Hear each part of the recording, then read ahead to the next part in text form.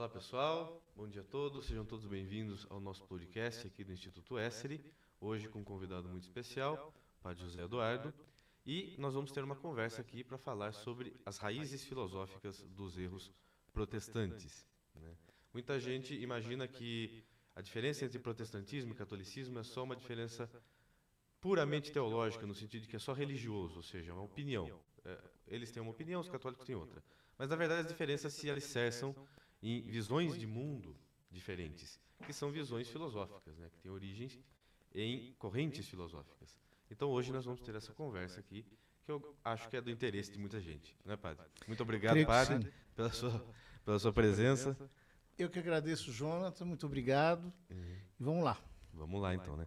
Padre, antes, assim, tem muito assunto, né, para falar sobre Uhum. isso. Antes da gente chegar na parte histórica e etc., eu acho que a primeira questão, quando tem uma discussão, por exemplo, de a divergência de ideias entre católicos e protestantes, é a própria Bíblia, né, a interpretação da Bíblia. E o protestantismo, ele sustenta, defende a tese do sola escritura, né, que, para quem não sabe, é a ideia de que cada um pode livremente interpretar a Bíblia e o Espírito Santo iluminaria cada um e cada um teria a interpretação correta, né? Só que a interpretação da Bíblia ela decorre de uma visão da realidade, né? Não tem como você ter uma interpretação pura, né? E o texto em si também dá margem a várias interpretações, isolado, né? Uma prova disso são as várias interpretações divergentes dentro do próprio protestantismo, né? E o que nos mostra que, na verdade, só a Escritura é um tipo de quadrado redondo. Não, o senhor não Uhum. pensa? O que o senhor quer dizer isso? Ele não existe, na verdade. Bom, eu acho que são duas questões que caminham lado a lado, né? Uhum, Uma é a questão do livre-exame. uhum, O livre-exame simplesmente não existe, porque se eu chegar em qualquer igreja com uma interpretação alternativa àquela da comunidade na qual eu estou, eu vou ser expulso daquela comunidade. Então, uhum. livre-exame não existe. Não existe. Depois, o tema sola scriptura também é uma outra fraude, no sentido de que as doutrinas sustentadas pelo cristianismo não estão escoradas no sola scriptura. As doutrinas principais. Então, por exemplo, nós professamos a doutrina da Trindade. Você não encontra a doutrina da Trindade expressamente explícita no texto sacro. Você também, por exemplo, a união hipostática é uma doutrina fundamental do cristianismo. Você não a encontra ali de modo claro, ou seja, demanda uma interpretação da igreja que recebe o dado revelado e faz aquilo que Santo Anselmo dizia, fides quaerens intellectum, a fé requer o intelecto, e a partir do dado revelado ela vai formulando de maneira mais clara, mais explícita, qual é a sua fé. O próprio Lutero, por exemplo, ele não gostava da carta a carta de São Tiago. Por causa das obras, né? E ele quis tirar, né? Ou seja, isso significa que sola escritura não, só Lutero, né? Ele quis tirar um livro da Bíblia, um livro canônico. Ele não gostava da carta aos Hebreus. Calvino não gostava do Apocalipse. Ele dizia que ele jamais comentaria um versículo do Apocalipse. E, de fato, ele fez isso. Sola Scriptura, o solo Calvino, neste caso, né? Então, me parece que a proposta em si, ela é só, digamos, ideológica. Ela cria uma espécie de perspectiva intelectual na qual a pessoa se enjaula e ela não consegue mais sair dali. Ela fica completamente presa num labirinto de confusões, porque isso só vai produzir confusão, incerteza, dissenso e assim por diante. Pois é, né, pai? Ainda dando mais alguns exemplos em relação a isso, uma vez uma pessoa falou assim para mim: Ah, tá. A Trindade não tem um nome na Bíblia, mas a realidade está clara.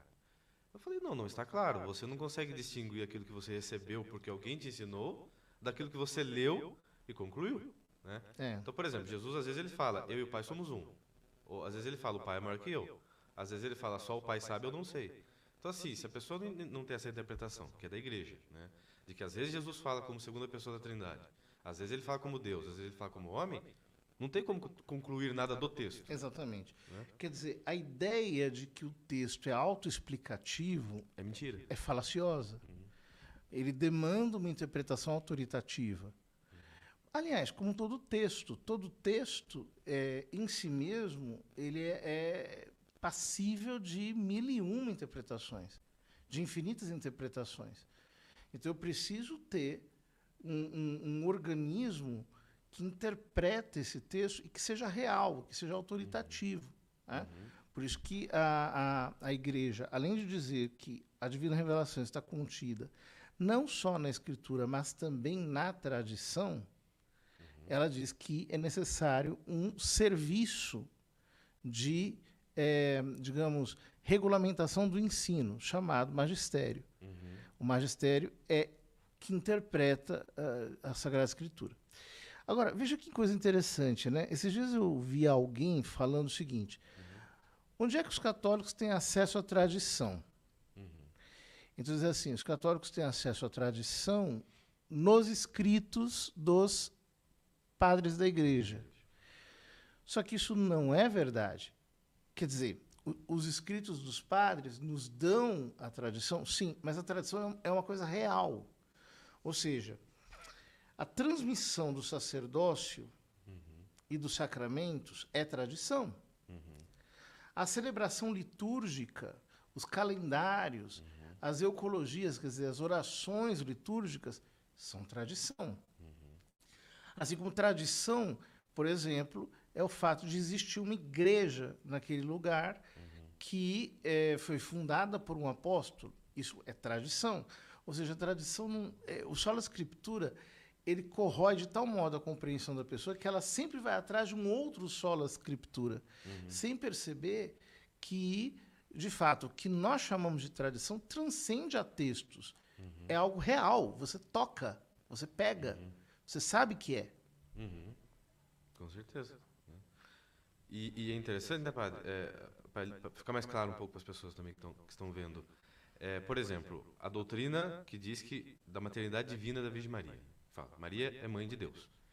E as pessoas contestam, né? Mas elas sequer sabem o que é a palavra mãe. Né? Como eu falasse a palavra mãe significasse a autora do ser. Eu falei, minha mãe não me criou, foi Deus que me criou. Mas fui criado por meio dela. Portanto, tem um acidente entre mim e ela, que é o acidente da relação de maternidade e filiação. Né? E se Jesus há duas naturezas, mas uma só pessoa, que é a pessoa divina, então entre os dois tem essa relação, entre as duas pessoas. Então ela não gerou Deus, mas entre ela e Deus foi estabelecida a relação.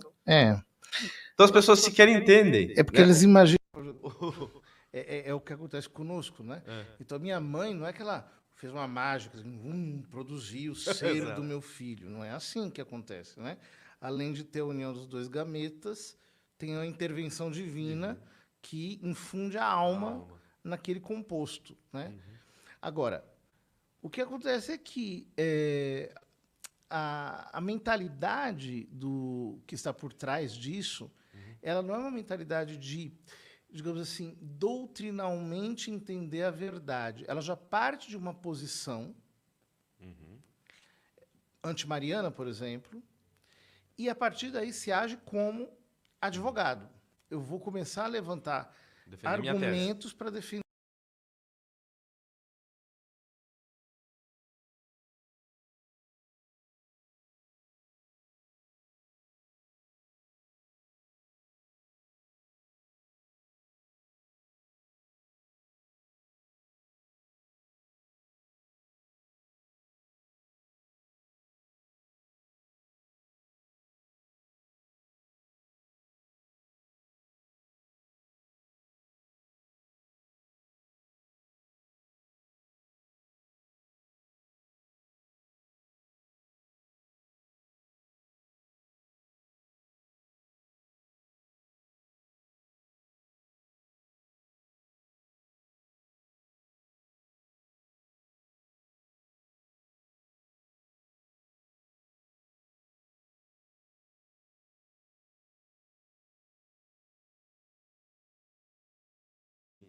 Se tiver violado o lacre, não beba. A pessoa abre e não bebe, porque o lacre está violado.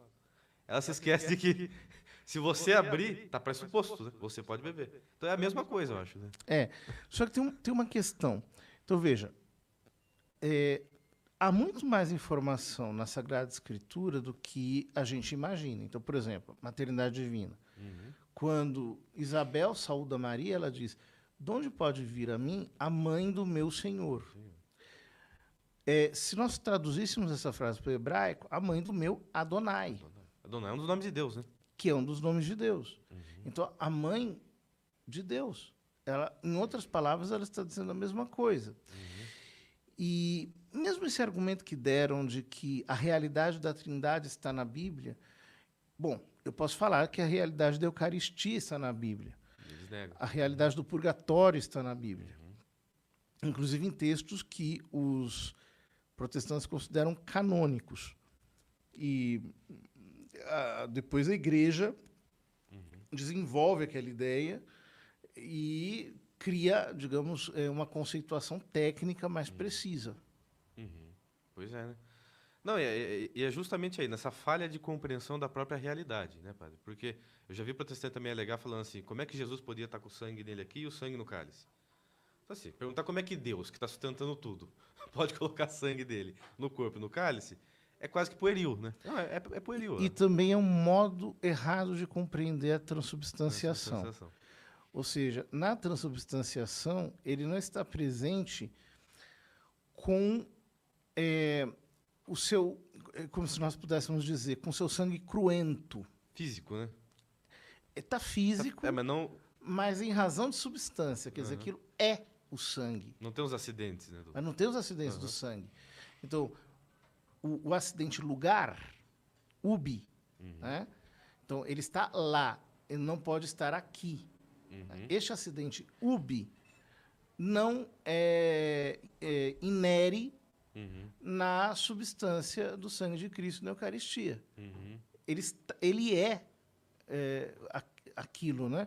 Então, posso dizer o seguinte, que o vinho se torna o sangue pelo ser, pela via da substância, tão somente da substância. Quando a Igreja escolheu o termo transubstanciação, esse foi o único jeito, o único termo técnico possível para dar razão do fato de que Jesus não me mandou para a igreja para comer pão. Porque é absurdo isso. A igreja não é uma padaria. Ele não mandou. Ele não me mandou para a igreja para comer pão. Ele me mandou para comer o corpo dele. Nem beber vinho. A igreja não é um boteco. Ele mandou eu ir beber o seu sangue.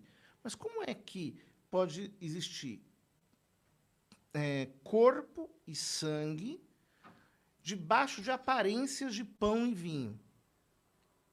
E, ao mesmo tempo, aquilo não é mais pão nem mais vinho. Então, a doutrina da transubstanciação é apenas uma, digamos, racionalização das próprias palavras de Jesus, que diz: isto é o meu corpo, este é o cálice do meu sangue.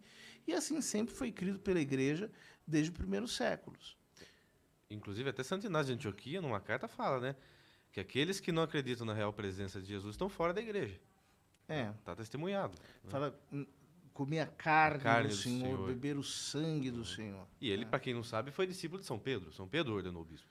Né? Então, São Pedro ensinou errado, né? São João, na verdade. São João ordenou. Santo Inácio de Antioquia. Foi São João. Mas São Pedro também esteve, né? Pode ser. Eu sei que ele foi discípulo de São João. Dos dois, eu acho. Mas, enfim, ele teve contato com os apóstolos, né? Então, você dizer que ele está interpretando errado, você está interpretando certo, ele que conviveu, né, com os apóstolos e deu a vida, é mais uma evidência de que eles desprezam a realidade, né, na hora de construir uma doutrina, né, porque está construindo uma doutrina. Na verdade, e aqui eu acho que a gente já começa a entrar num ponto mais filosófico mesmo. No século XVI, Descartes se propôs construir a filosofia do zero. Começar do nada. Exatamente é a mesma empreitada filosófica que pretendem os reformadores. Nós queremos desprezar o que veio antes e vamos criar, a partir do texto, uma nova realidade. Que é a inversão da ordem do ser com a ordem do conhecer, né? Exatamente. Então, os mesmos problemas da filosofia cartesiana, em certa medida, estão presentes na disrupção da reforma. Porque há uma tendência, que é uma tendência cultural, de refundar tudo, deixar, digamos assim, a realidade anterior para fora e criar a partir do texto. Uma pessoa uma vez me falou, né, que se acontecesse uma catástrofe no mundo e só sobrasse o Novo Testamento e alguém fosse fazer uma igreja a partir do Novo Testamento, que ela não se pareceria com a Igreja Católica. Então, eu disse, olha, possivelmente, mas é justamente por causa disso que Nosso Senhor diz que as portas do inferno não prevaleceram contra a igreja. Porque, justamente, São Paulo diz a Timóteo que a igreja é a coluna e o fundamento da verdade. Porque, se fosse uma questão apenas de ter um texto, a partir de um texto você realmente pode fazer qualquer coisa. Justifica qualquer coisa, qualquer ideia. Justifica tudo. Você pode justificar o que você quiser. Perfeito. Inclusive, um último ponto, padre, que eu lembro, eu sempre meditei isso, né? Que um dos sacerdotes falou que Jesus não poderia ser Deus, na cara de Jesus, né? Porque está escrito que se alguém vira a cara de Deus, morre. Então, ou seja, ele falou para Jesus que ele não poderia ser Deus porque a interpretação dele da Escritura dizia o contrário. Não é mais ou menos a mesma? Senhora? Eu não me lembro, acho que o versículo não é bem assim, né? Mas é isso. O debate de Jesus com os mestres da lei, os fariseus, etc., até os saduceus, era um debate sobre a interpretação da Torá. Ele se diz Deus, né? Ele se diz Deus, mas está escrito que quem vira a face de Deus morre. Então ele não pode ser Deus. Uma coisa assim. Quando ele diz, vereis o céu aberto e o Filho do Homem sentado em poder igual, ele rasga as vestes e diz blasfêmia, né? Então,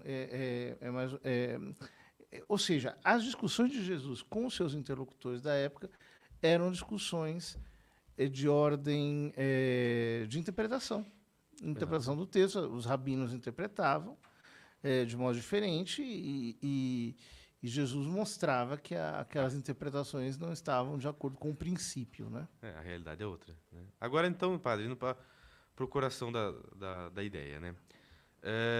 Então, então, a gente já... Acho que, em poucas palavras aqui, nós deixamos claro que não tem como extrair uma doutrina só do texto, né? Que isso aí é quadrado redondo. Então, quais que são as raízes, né, históricas e filosóficas dessa mentalidade protestante que interpreta a Bíblia desta forma? Quando que ela começa? Olha, existe uma pré-reforma que ela é iniciada, sobretudo, pelos movimentos místicos que surgiram ali a partir do século XI, XII, né? Os místicos renanos, toda a mística, por exemplo, das beguinas, dos begardos, que depois foi mudando, ela foi sofrendo mutações até chegar, por exemplo, na heresia cátara e albingense, né? A heresia albingense, a diferença é a mesma heresia, né? Os cátaros do Monte Albi. Então, são os albingenses. Então, essas duas heresias foram realmente muito sérias, porque elas surgiram num momento de crise social da igreja, havia muita opulência entre os bispos, entre o clero, havia escândalos, havia nicolaísmo, né, como se diz, ou seja, fazia-se nomeações a partir de laços de sangue, laços de família, uma loucura. Simonia, venda de sacramentos, a coisa não estava fácil. Tá difícil. Ninguém diz que aquele momento foi um momento glorioso, foi um momento difícil da história da igreja. Então, alguns grupos contestatários começaram a surgir. Na minha opinião, não do nada, a gente vai ver isso depois, mas que pregavam exatamente a heresia gnóstica. Estavam no nó da heresia gnóstica. Qual que é o núcleo da heresia gnóstica? O núcleo da heresia gnóstica é a demonização da matéria. Ou seja, a matéria é má. E da onde vem isso? É muito interessante a gente perceber a gnose, digamos assim, a partir do seu nascedor, porque nenhuma ideia prospera se ela não tem um lastro de experiência humana real. E o lastro de experiência humana real que há na gnose é justamente o fato de que nós nos sentimos limitados pelo nosso corpo. Ou seja, o nosso corpo, a matéria de quem nós somos, de certo modo, nos isola. E essa sensação de isolamento, às vezes, se torna exacerbada. Né? Às vezes chega até a se patologizar, até se tornar uma disforia. Isso é por quê? Porque corpo e alma são dois princípios distintos, não antagônicos, mas são distintos. Ora, é a partir da experiência da limitação da matéria que o gnóstico interpreta a matéria como má. Ele faz um salto, né? Ele toma a limitação como um mal objetivo, como um mal metafísico. A matéria é metafisicamente má. Ora, os cátaros acreditavam exatamente nisso, que havia um Deus bom, que era o Deus supremo, era a divindade, e um Deus mau, que, de fato, tem tudo a ver com o demiurgo dos neoplatônicos, que eram gnósticos. E esse Deus mau produziu a matéria para nos aprisionar. Então, a matéria é má. E tudo que diz respeito à matéria é ruim. Portanto, fora com os sacramentos. Eu estava lembrando disso agora.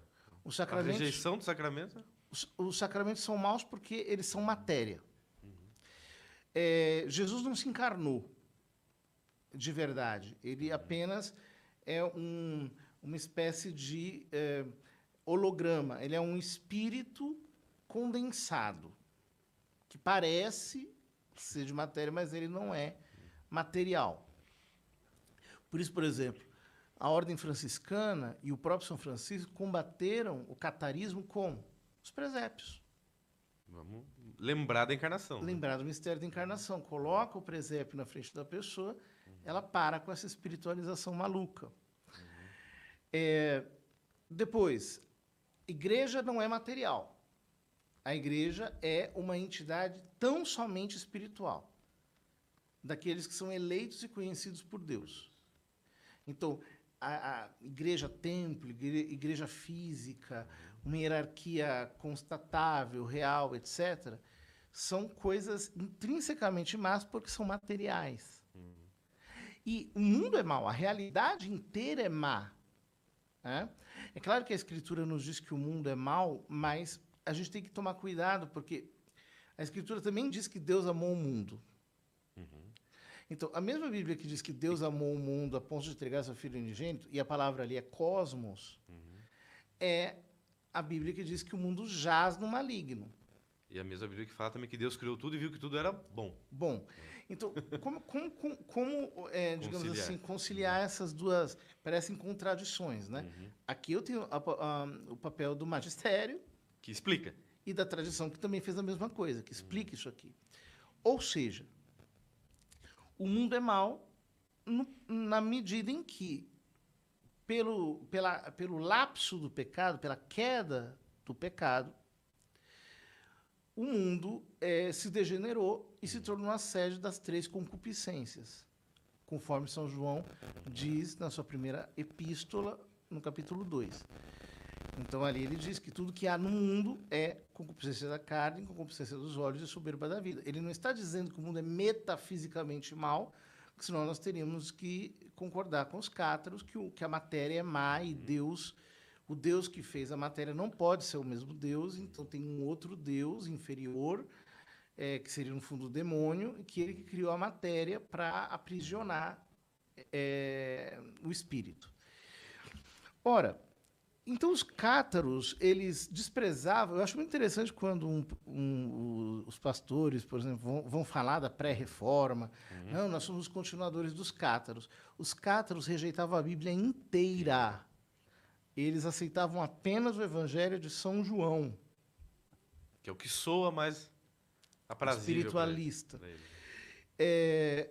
Eles faziam um rito chamado consolamentum, que era o máximo rito deles, que consistia em rezar o Pai Nosso e colocar o Evangelho de São João na cabeça da pessoa, e a pessoa trocar de vestes para dizer que ela foi purificada, ela já não é mais material. E o rito mais excelente dos cátaros e dos albigenses era o suicídio. Pra se livrar da matéria.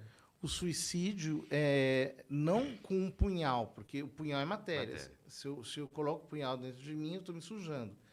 Mas o suicídio por inanição.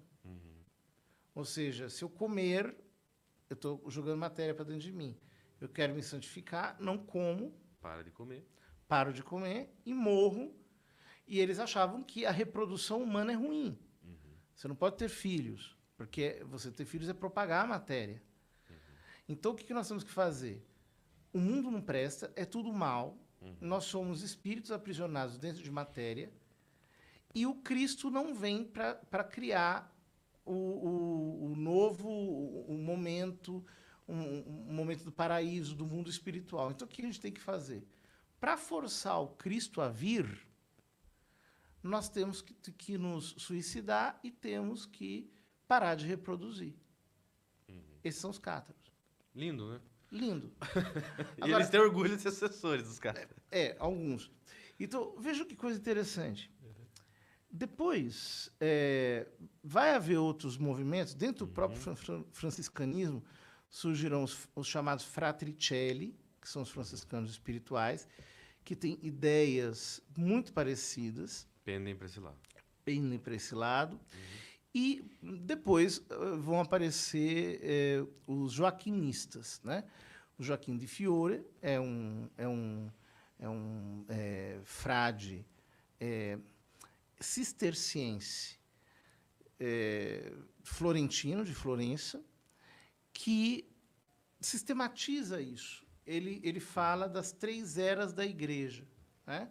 Então, ele diz que houve a era do Pai, que era o Velho Testamento, a era do Filho, que é o Novo Testamento, mas virá a era do Espírito Santo, que é a era maravilhosa que há de vir de uma igreja tão somente espiritual, de uma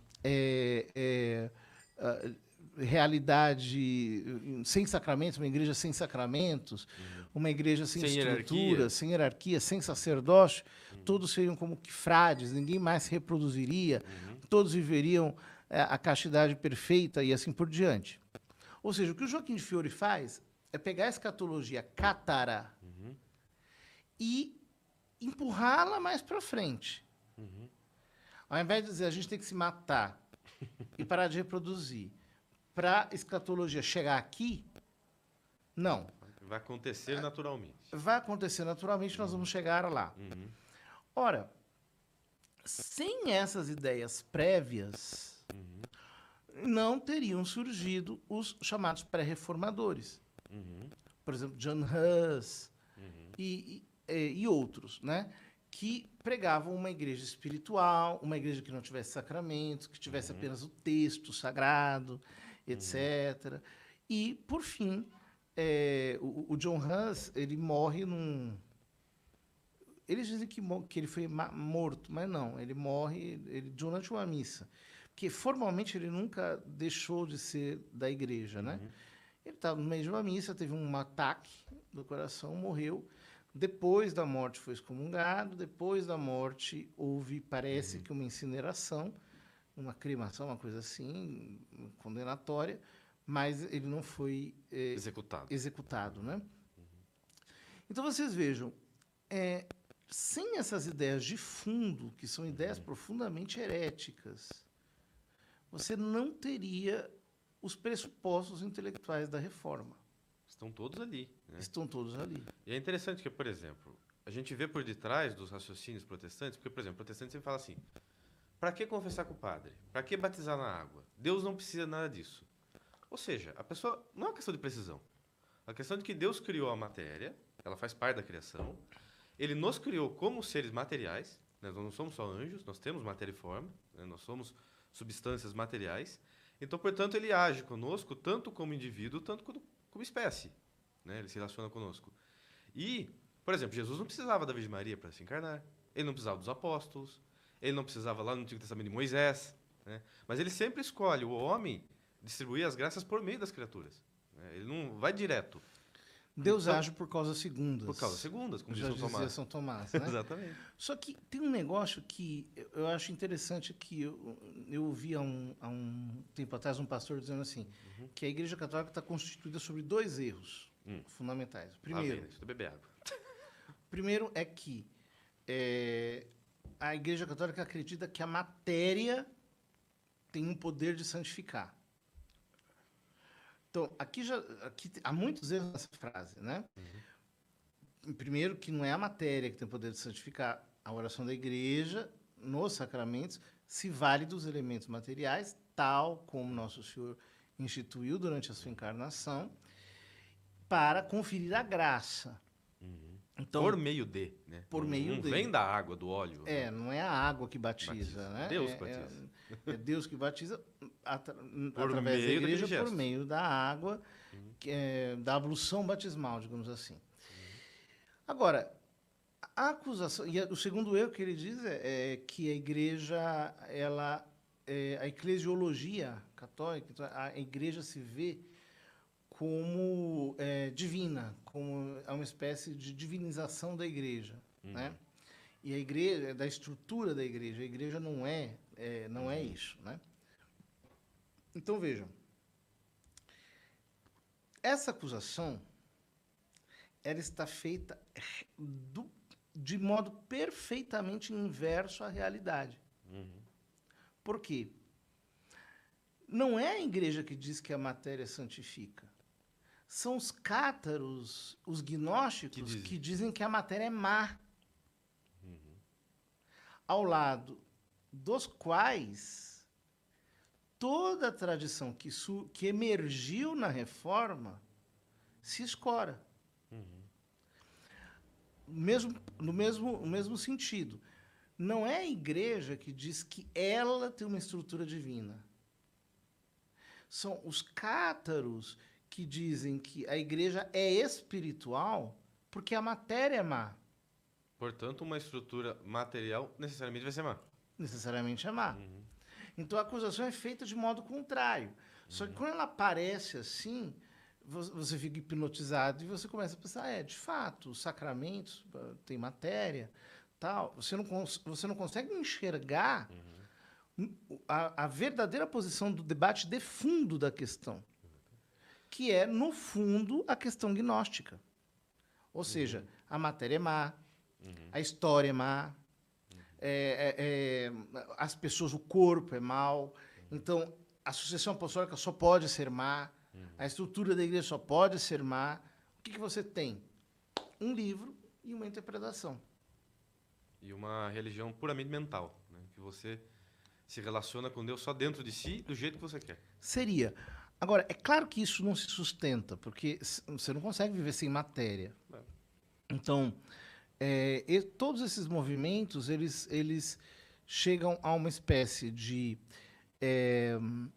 paroxismo e depois se dividem em outros que, na verdade, vão criando hipóteses alternativas que depois são destronadas e assim vai, né? Porque você não consegue sustentar algo simplesmente sem matéria. Com certeza. Né? E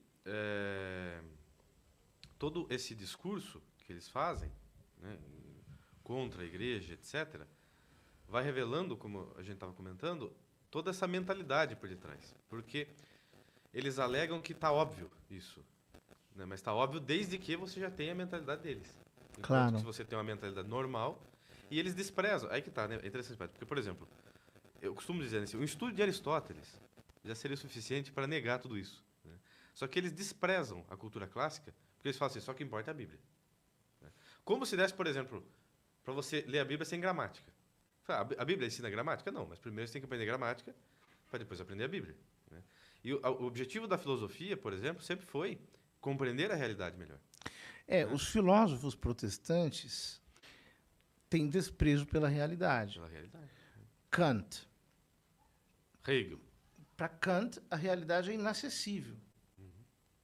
E eu não consigo, por via metafísica alguma, chegar à existência de Deus. Inclusive, a realidade não somente é inacessível, como ela é incognoscível, ela não pode ser de modo alguma percebida, a nossa percepção é caótica, é uma projeção das estruturas da nossa mente sobre a realidade, etc, etc. E todo digamos, aquilo que a gente poderia chamar de certeza moral, advém, na perspectiva kantiana, de uma autotranscendência do sujeito. O sujeito se coloca na posição de um eu universal que emana uma máxima. Esse é o tal do imperativo categórico. Ou seja, o Kant era pietista, né? E o pietismo é isso. No fundo, o acesso a Deus é pela devoção, pelo afeto, é pelo sentimento, é uma fé irracional, em certo sentido. Porque você tem duas ordens completamente distintas. A ordem da razão e a ordem da fé. O Hegel é a mesma coisa. O Hegel apenas ele faz com que isso seja uma projeção do próprio Deus no movimento da história. E interessante, né, Padre, que se olharmos lá atrás, nos filósofos nominalistas do final da Idade Média, eles já tinham essa posição, né? Então, uma coisa é a fé, que a gente não compreende, outra coisa é a razão que estuda, com exceção que eles não chegavam ao ponto de falar que a realidade toda era incognoscível, né? Mas eles falavam, ó, tem a razão que estuda o mundo e tem a fé que você não entende, você simplesmente aceita, né? E que tem uma origem e influência islâmica, porque o Verroes falava isso já. Avicena, os filósofos islâmicos, o islamismo diz isso, né? Uma coisa é Deus, que a gente ninguém entende o que ele quer, o que ele acha, o que ele é, e uma coisa é o mundo aqui e a gente se virando aqui. Então cria esse ato, né, entre Deus e a nossa realidade. Então, se observarmos, acaba sendo, então, por exemplo, na mentalidade calvinista, é muito parecido com o Islã, né? Tudo que eles dizem, né? A concepção da predestinação é muito parecida. É uma determinação radical. Deus determina. Eu vi um pastor falando outro dia, calvinista, Deus decretou Adão a pecar. Uma contradição lógica, né? Exatamente. E se você mostra para ele a contradição lógica de que Deus não pode decretar o mal, porque ele é o bem absoluto, ele pode permitir, por um bem maior, né, como diz Agostinho, mas ele não vai determinar que Adão peque. Se você mostra a contradição, ele fala, mas você está usando a lógica humana. Deus não dá para ser compreendido assim. Não é isso que ele... E depois, assim, toda a teologia calvinista, ela tem uma máxima que é a principal máxima das máximas, a soberania de Deus. Como se a gente estivesse negando a soberania de Deus. Então, a soberania de Deus é o princípio. Isso tem muito a ver com a teologia muçulmana. E a qual, por sua vez, tem muito a ver com a teologia talmúdica. Eu não digo judaica, porque, na minha concepção, uma coisa é o judaísmo bíblico, outra coisa é o judaísmo pós-bíblico, talmúdico e assim por diante, que tem profundas características gnósticas em muitos dos seus ramos. Mas, se a gente for proceder com ordem, né? Então, em primeiro lugar, as origens judaicas do Islã. Isso foi muito bem estudado pelo padre Hannah Zacharia, na sua obra de Moisés a Alá. De Moisés a Mohamed. De Moisés a Mohamed, em francês, né? Uma obra muito interessante que estuda o Alcorão, simplesmente. Ele coloca o Alcorão em ordem cronológica. E colocando o Alcorão em ordem cronológica, ele mostra que tinha ali um rabino, que, quando Maomé era moço, vivia na casa da Hadija, e que era aquela viúva rica que já tinha 7 maridos falecidos, e ele doutrina, no fundo, Maomé, de acordo com aquele monoteísmo de tipo talmúdico, cheio de o ebionismo, questões. né? O ebionismo, exatamente. Ela era ebionista. Ela era totalmente bionista. E aí, o que acontece é que depois ele funda o Islã com essa, digamos, profissão de fé fundamental. Allah é Deus e Muhammad, seu profeta.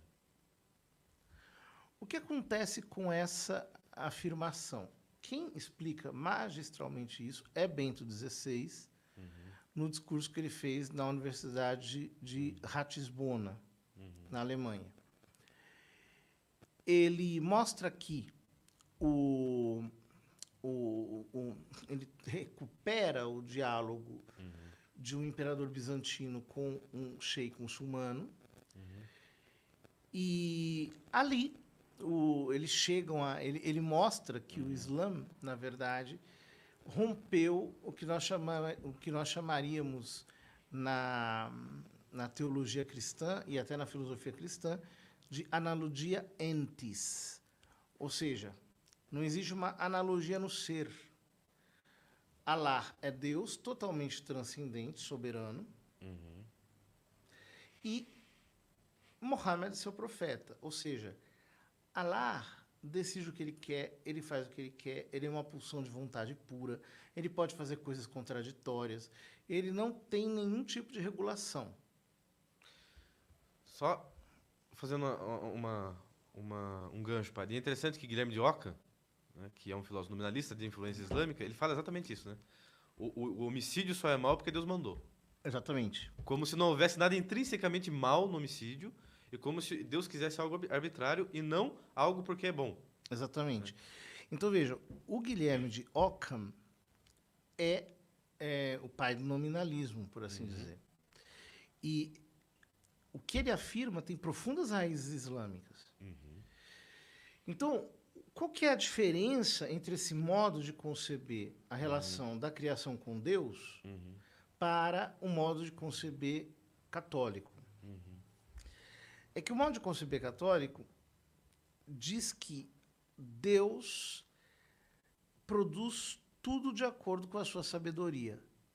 Ou seja, a criação ela não pode ser contraditória, ela tem que ser um reflexo da ordem que existe em Deus. Ou seja, isso, quando a gente passa para o estudo da Trindade, a gente entende isso de imediato. A primeira processão na Trindade é a intelectual, é o Pai que gera o Filho. O Filho é o Logos, o Filho é a palavra, é a razão. O Filho é o Intellectus Dei. E mais do que isso, ele é a própria inteligência de Deus. Então, a primeira processão é a processão de Deus Pai que se conhece no Filho.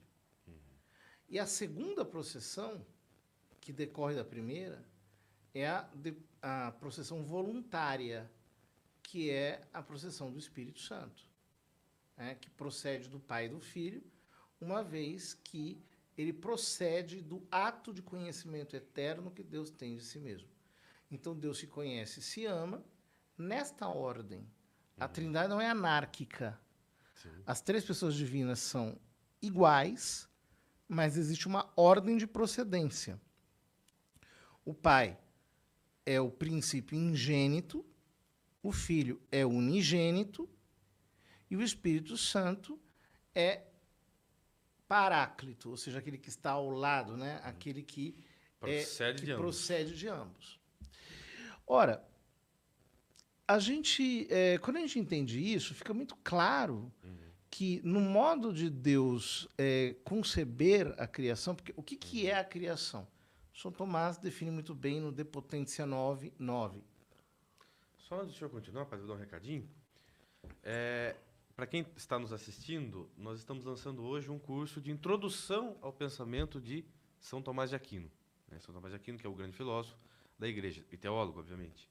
Então, São Tomás, que é um pouco complexo para quem nunca estudou, para quem não conhece, né, a filosofia de Aristóteles, mas que é muito essencial. Então, esse curso tem o objetivo de facilitar as coisas, né? Dar a linguagem necessária para que você possa compreendê-lo. Então, tem 2 QR Codes aqui na tela. Né? Um para você se cadastrar para o curso e outro para se cadastrar um grupo nosso no WhatsApp, onde, além de informações sobre o curso, vocês podem receber conteúdos exclusivos. E para quem estiver assistindo online essa live, nós vamos sortear 2 livros. Esse aqui, chama Metafísica, que inclusive eu conheço por indicação do Padre José Eduardo atrás, né? Que é ótimo, é o melhor livro que tem de introdução à metafísica. E outro que é do Chesterton, né, que é muito conhecido, que é sobre Santo Tomás. Então, quem acessar aí o QR Code para entrar no grupo vai concorrer aí aos livros. Tá bom, pessoal? Então, por favor, padre. Então, eu não me lembro exatamente a última frase que eu disse. Da questão de São Tomás, questão do De Potentia. Ah, sim, exatamente. São Tomás, no De Potentia 9:9, diz que a criação é uma processão adextra. É uma processão para fora. O que significa isso? Que Deus está se projetando para fora da criação. Aliás, para fora de si. Ele está produzindo o ser fora de si. Portanto, o ser ele é distinto, ele é separado e, ao mesmo tempo, religado. Ora, o ser produzido por Deus é análogo a ele. Tem que ser, senão não tem como ser, né? Exatamente. É isso que as pessoas não entendem, né? Se não for análogo, Deus teria que produzir algo oposto a ele, algo solto. Não dá nem para imaginar. É impossível de se conceber, né? Então, a criação, ela é lógica. Ela é impregnada de leis, né? Então, por exemplo, a física tem inúmeras leis para falar da realidade. Se uma coisa falha, deixa de existir. Exatamente. Então, tudo tem, que nem o senhor dizia, né? Só para as pessoas entenderem melhor o que o padre está querendo dizer. Por exemplo, tudo que existe tem alguma semelhança, ainda que ínfima, ao próprio Deus. Né? Como a semelhança de existir, de ter unidade. Né? Um átomo, se eu rompo a unidade dele, deixa átomo. Exatamente. Né? Mas, por exemplo, né? Quando a gente diz assim que a realidade é analógica em relação a Deus, eu estou, no mesmo ato, dizendo que as leis, que o universo está impregnado de uma logicidade. Por exemplo, quando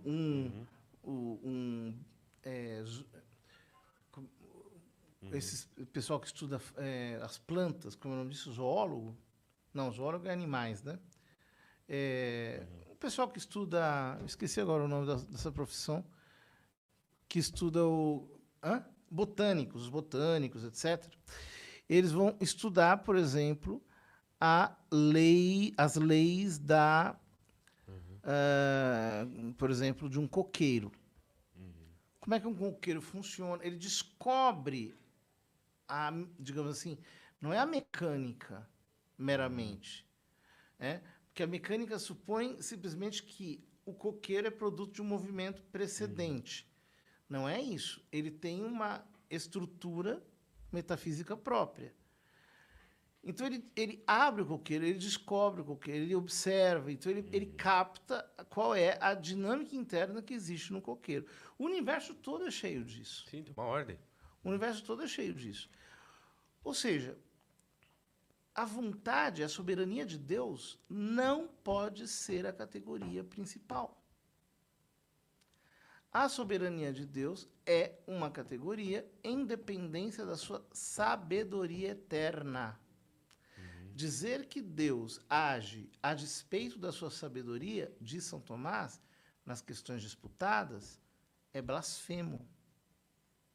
E vai contra a própria ordem da Trindade, né? É colocar a terceira antes da segunda pessoa. E também dizer que Deus age com burrice. Com burrice. Né? Como Quer se ele é dizer- perfeito, então tudo que ele quer é perfeito. Exato. Ele age de Ponto. modo completamente errático. Uhum. Ora, só que esse tipo de concepção, porque na verdade foi isso que ficou no Islã. Então, Allah é Deus, ele faz exatamente o que ele quer. Uhum. E o único modo de, digamos, ter acesso a ele é através dos seus profetas. O último profeta para eles é Muhammad. Então, através do que Muhammad recebeu do anjo Gabriel. Aí você tem o Alcorão numa concepção muito diferente da concepção cristã da Escritura. Eu acho muito interessante. Esses dias eu estava vendo um pastor falar sobre o cânon bíblico, né?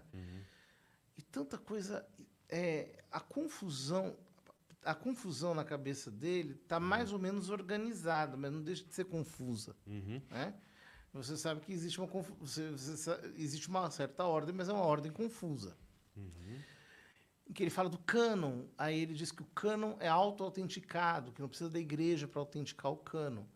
E o cânon é auto-autenticado porque Deus é o autenticador. Eu digo, bom, se Deus é o autenticador, ele não pode ser autenticado. As duas informações são contraditórias, mas é por aí. E assim vai, né? Eu não quero entrar nessa questão, mas ela é... Pertinente. Não, é porque, no fundo, ele está confundindo bastante o conceito de cânon com o conceito de inspiração dos livros bíblicos, né?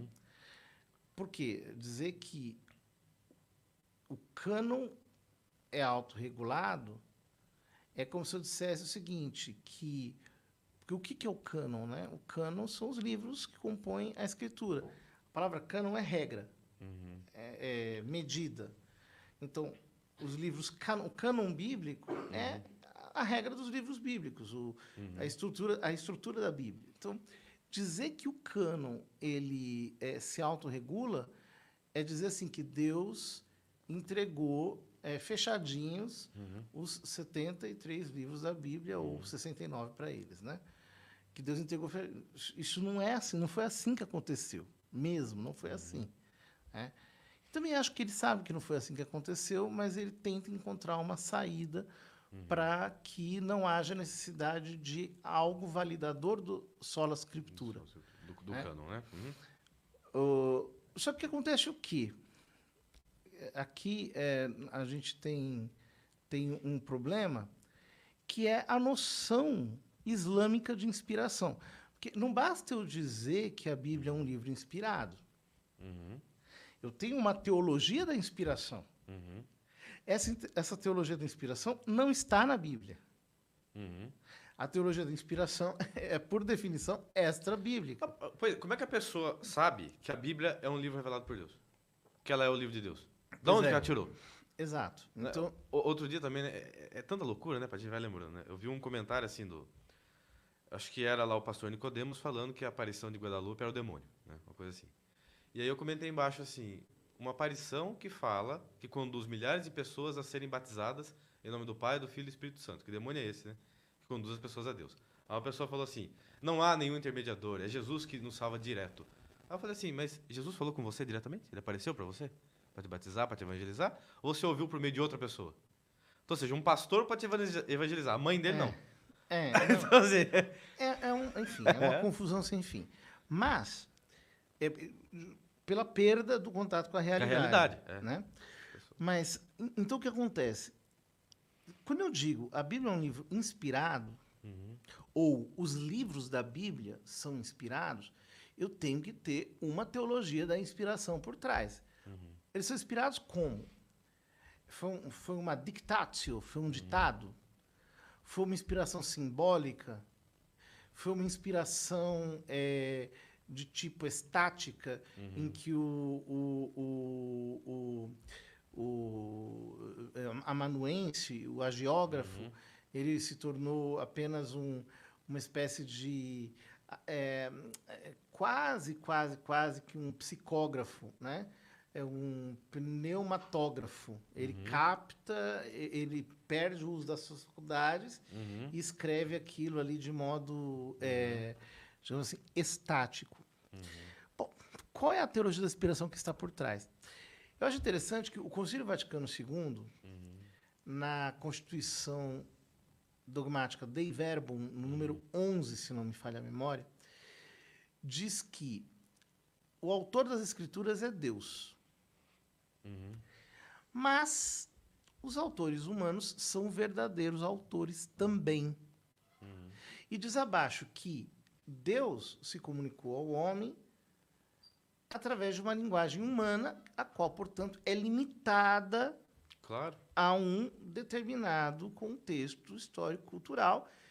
E, por isso, eu preciso interpretar esse texto em todo o contexto histórico, social, etc. Ele demanda um conhecimento muito grande. Mas isso por quê? Porque a concepção católica entende que você tem dois autores.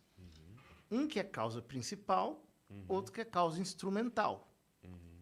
E que a causa instrumental é uma causa livre, inteligente, que ela atua verdadeiramente. Ela não é o autor dos livros bíblicos não é uma espécie de médium que entra em transe e começa a escrever. Não, isso está inclusive explícito na Bíblia, né?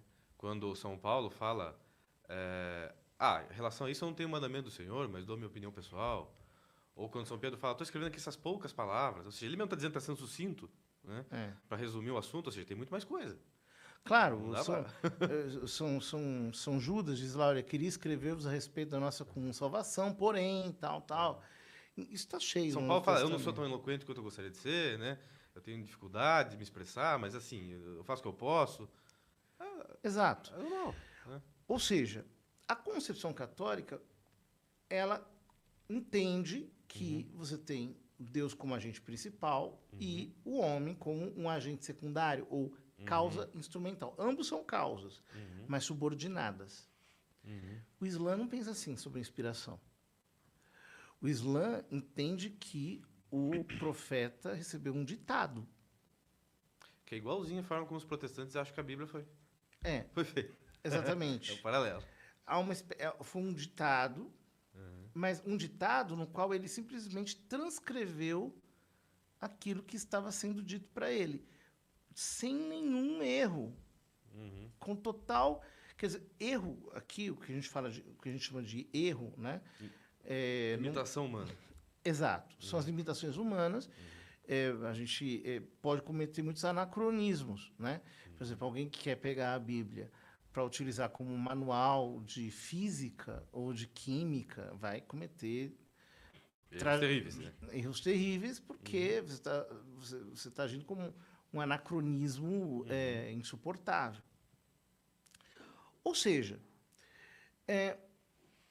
o que acontece é que quando eu enxergo que o texto bíblico ele teve um elemento de componente humano também, cultural, etc., então a interpretação se torna muito mais necessitada de um critério, eu diria até de um critério científico. Né?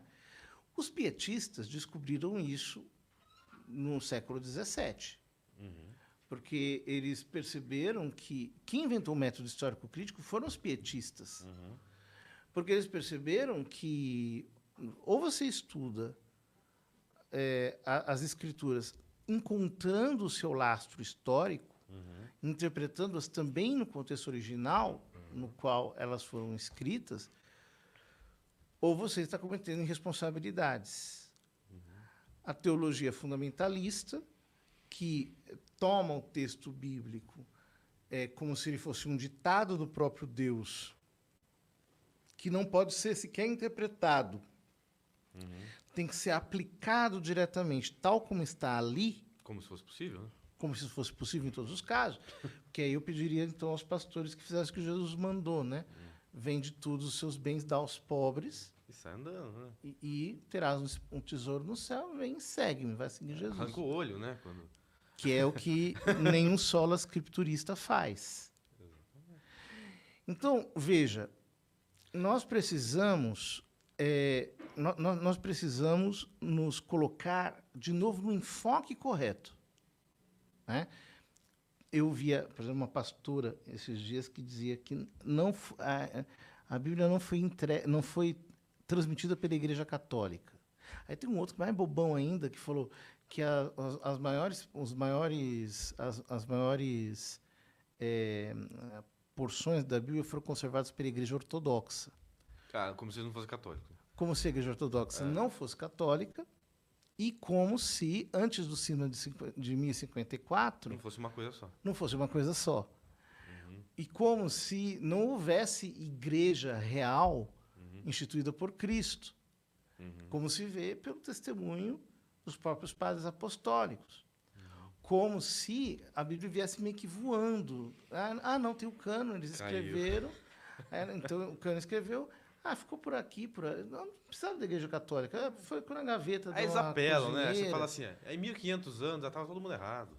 Mas, aí os calvinistas não tinham nenhum predestinado em 1500 anos, só depois do século XVI. Quer dizer, é um absurdo você simplesmente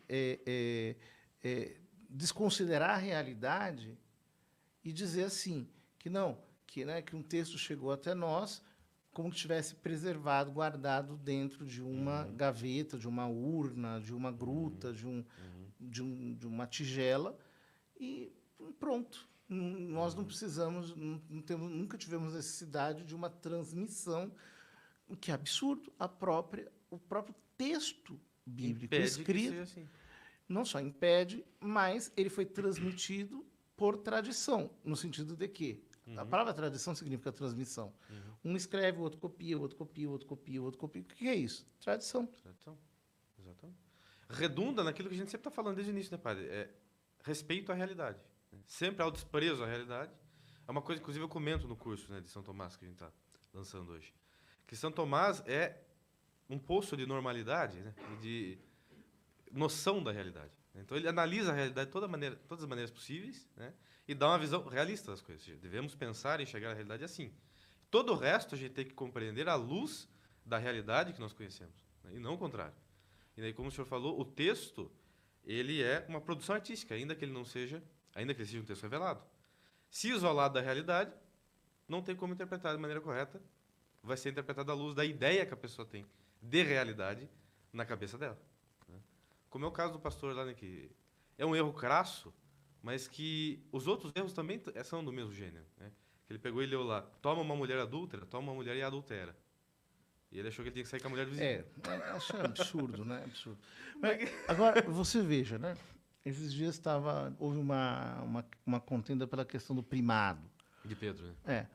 Então, onde que querem encontrar o primado? Primeiro que há uma diferença absurda entre o primado em si e o exercício do primado ao longo dos séculos.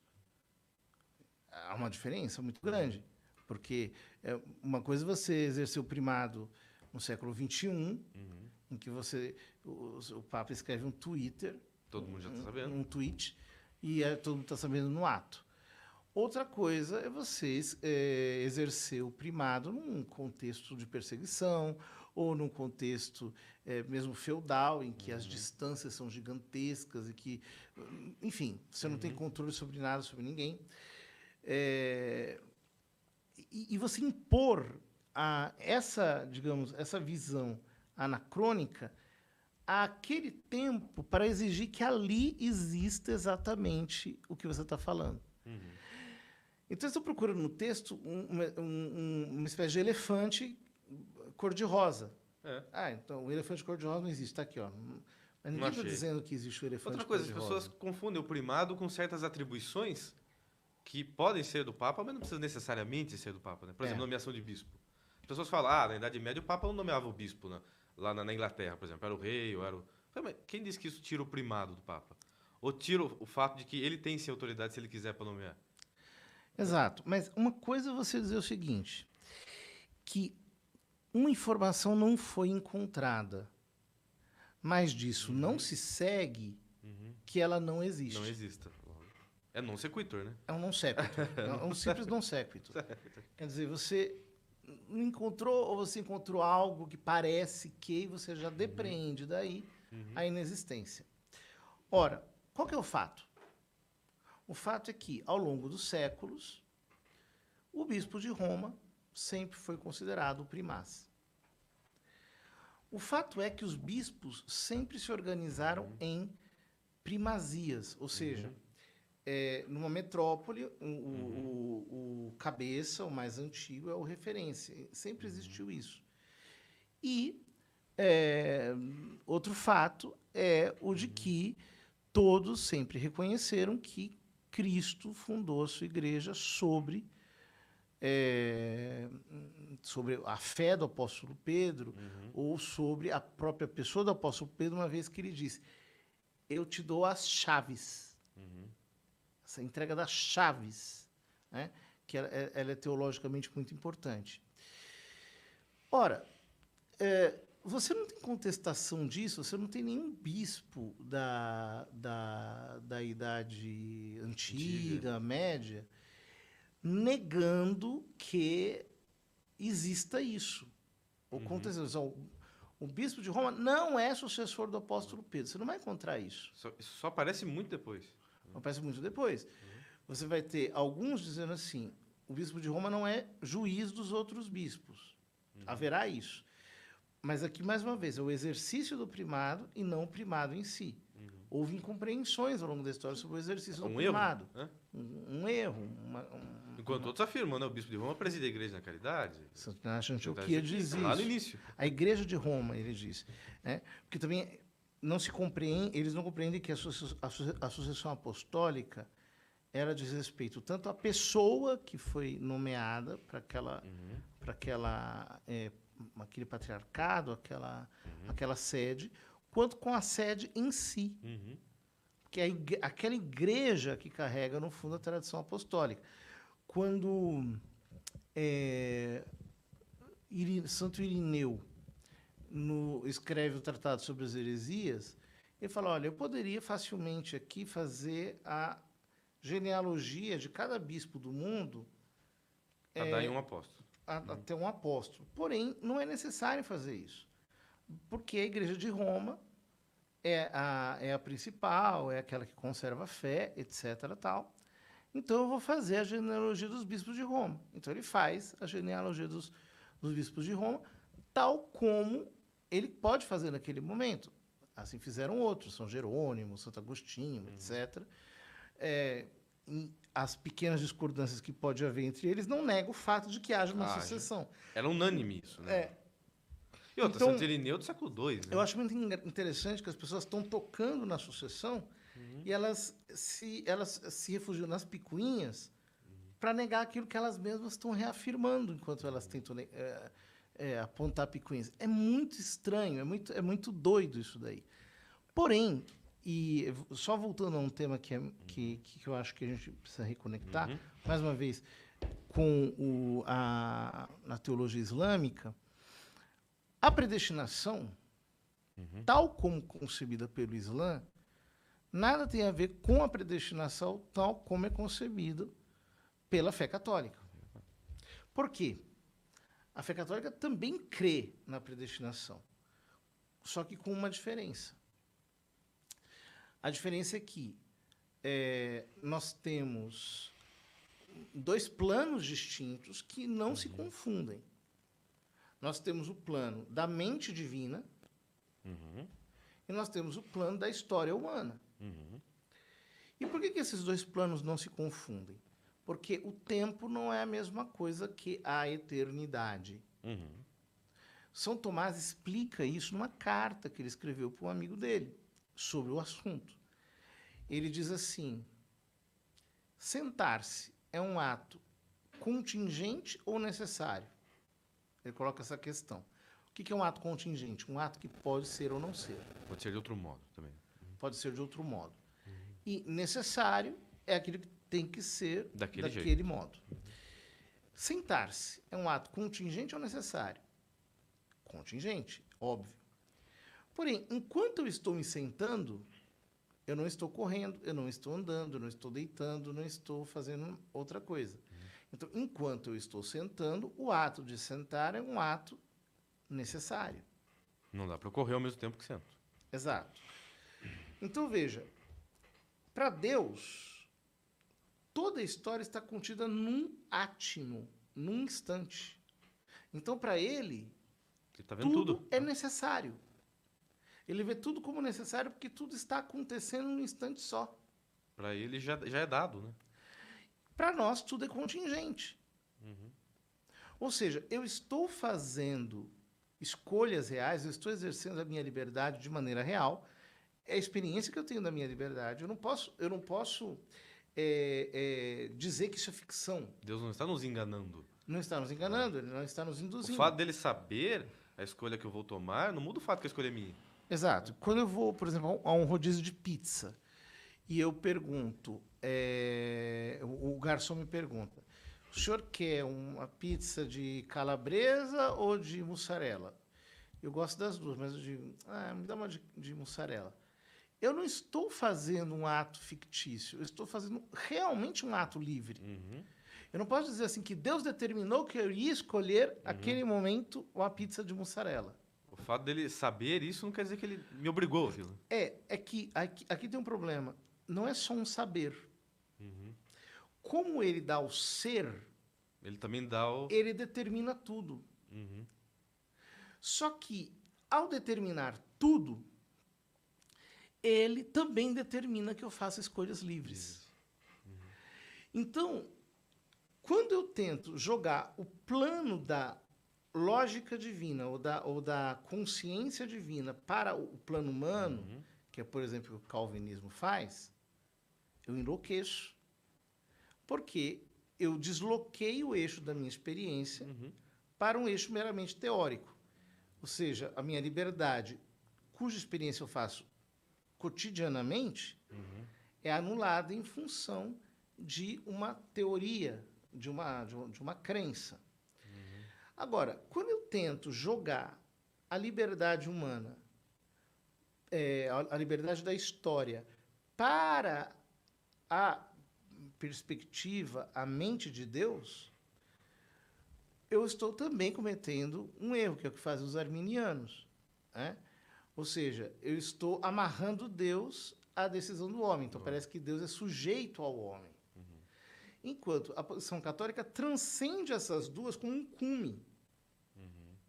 Ou seja, não é nem aqui nem aqui. Existem duas perspectivas diferentes que não se confundem. Não confundam vocês, senão vocês vão enlouquecer todo mundo. Ora, da onde veio essa concepção de que Deus já escreveu de tal modo que ele determina as nossas ações? Do Islã. É igualzinho, né? Igualzinho. O Islã entende a predestinação como predeterminação. Absoluta. Total. E incondicional. Só lembrando, pessoal, para vocês se cadastrarem aqui no QR Code e no outro para vocês entrarem no WhatsApp para concorrerem ao sorteio dos livros. Mas então, padre, e é interessante, né, que quando o calvinista fala Deus é soberano absoluto, é igualzinho quando o islâmico fala, né? Alá é soberano. É soberano. É a soberania pura. Né? Ou quando eles falam assim, o católico, quando fala que nós temos livre-arbítrio, ofende a Deus porque tira a soberania de Deus. Porque quer dizer que Deus não pode nos obrigar a nada. Ele pode, mas não quer dizer que ele quer fazer isso. E também, quem determinou que nós agíssemos livremente Foi ele. foi Deus. Então está dentro da soberania dele a nossa liberdade. A nossa liberdade... Aqui o Cornélio Fabro, para mim, ele chega ao núcleo da questão. Quando ele diz que ele define a liberdade como criatividade participada. Ou seja, como eu sou um ser intelecto volitivo, Deus, necessariamente, ao me fazer imagem dele, me deu a capacidade de participar do seu poder criador. O nome disso é liberdade. Então eu posso criar. Mas isso quem me deu foi ele. Eu não sou autônomo. Ele me deu e mantém, inclusive. Exatamente. O tempo todo. Então você veja, o nominalismo, ele rompe no Ocidente com a analogia do ser, de maneira radical. Por quê? Ele diz que não existe a essência. Uhum. Que a essência é tão somente um nome. Daí vem o termo nominalismo. Bom, se não existe essência, cada indivíduo é isolado, é totalmente avulso. Ou Não seja, tem relação nenhuma com outros, né? aquele gato não é da mesma espécie. A diferença entre o gato e um cão não é que esse gato, aquele outro pertence à mesma espécie, mas a diferença é tão somente que esse gato não é aquele outro não é aquele outro é um cão, mas ele só se parece com o outro, mas ele não tem uma natureza igual. Hoje, isso seria insustentável do ponto de vista, por exemplo, da zoologia, né? É. A própria ciência material provou que há algo sim comum entre as espécies. Exato. As Não tem espécies como. existem, né? Existe. Porém, isso reaparece, por exemplo, na ideologia de Eu gênero, falo isso agora. que diz que não existe essência masculina, não existe essência feminina, que o ser humano pode ser o que ele quiser. Inclusive animais, né? Agora já foram além, né? Tem aqueles que se identificam como raposa.